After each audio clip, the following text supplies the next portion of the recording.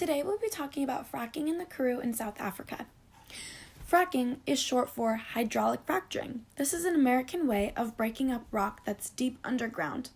To pump deep into the earth and cause it to crack, they use millions of gallons of water, sand, and chemicals under high pressure. This results in cracks in the rock and releases gas such as methane that is brought back up to the surface.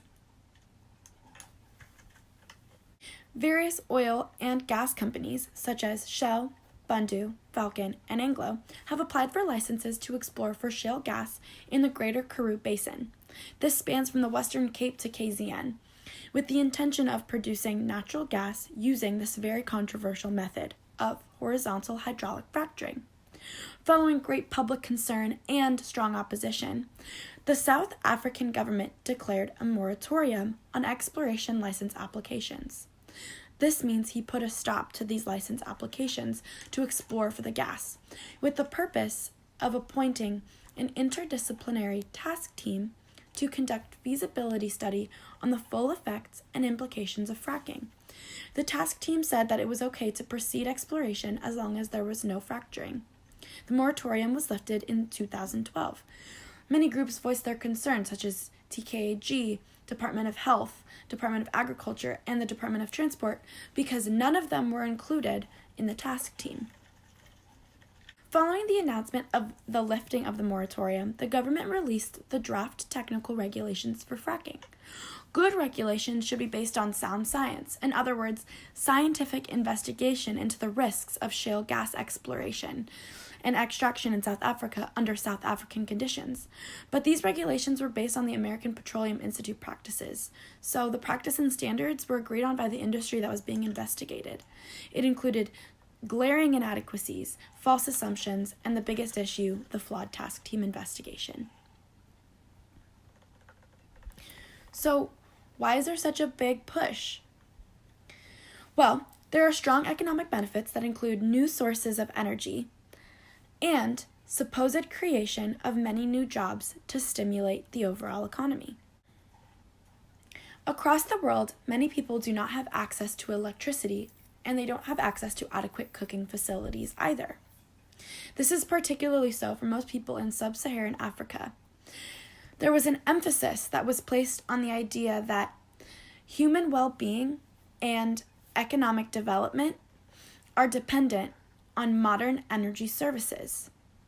It therefore remains important for governments to ensure that both policies and funds are centered on providing access to modern energy services. The shale gas resource that could be found in the Karoo is justified if there are economic assessments of cost and benefit analysis. There are around 10 million South Africans that have no access to any form of energy, and South Africa is currently facing an imminent energy crisis as the demand for energy outstrips the supply. The Karoo Shale Gas Report detailed the fact that if the estimated reserves of shale in the Karoo is accurate, South Africa could enjoy 400 years of energy supply. The economist Tony Twine indicated that a significant contribution to GDP will be made, adding $23 billion and could establish up to 700,000 jobs. If shale gas is to be found, there may be jobs available, but unlikely before 2023, and the skilled jobs will likely go to foreigners with experience in drilling and in rigs. So if it brings those opportunities, then what's the problem? Well, the South African population was originally not well educated on the topic when it began. This led to very little recognition until farmers and EJOs organized and protested. The government held all the power in decision-making, cutting off the citizens completely from any sort of procedural justice. Under-resourced Karoo citizens have minimal access to internet, which is the main source of information and grounds for grassroots opposition. Their access to media and print is also limited.